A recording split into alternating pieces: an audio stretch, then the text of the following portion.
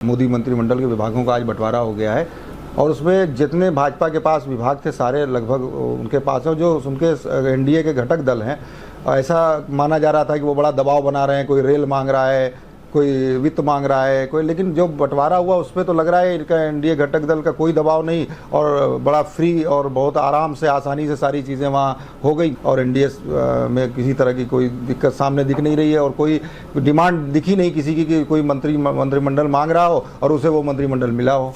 देखिए, अब तो आपको दिखेगा, मैंने एक ट्वीट लिखा है जी, ये जो मंत्रालय बनाया है उसके ऊपर, तो मैंने लिखा है कि न गृह न रक्षा न वित्त न विदेश न वाणिज्य न सड़क न रेल न शिक्षा न स्वास्थ्य न कृषि न जल शक्ति न पेट्रोलियम न दूरसंचार एनडीए के घटक दलों के हिस्से में आया सिर्फ झुंझुना मंत्रालय। ये बहुते बेइज्जती है वाला जो एक चलता नहीं है वो वही है। तो ये एक भी मंत्रालय अपने हिस्से का अपने घटक दलों को नहीं देना चाहते। यही तो मैं इनकी मानसिकता की बात करता हूं।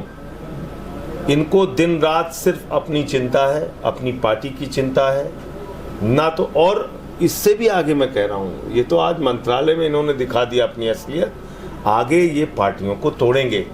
मैं पूरी जिम्मेदारी से ये बात कह रहा हूं, भविष्यवाणी कर रहा हूं। इनके चरित्र में ये बसा हुआ है पार्टियों को तोड़ना।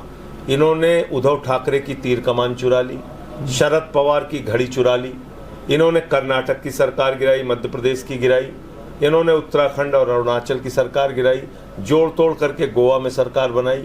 तो ये सरकारों के तोड़फोड़ करने वाले लोग हैं और आप देखिएगा अपनी आदत से ये बाज आएंगे नहीं और जरूर ये टीडीपी और जेडीयू जैसे दलों को तोड़ेंगे। इसलिए मैं बार बार कह रहा हूं कि आप कृपा करके स्पीकर का पद अपने पास रखिए।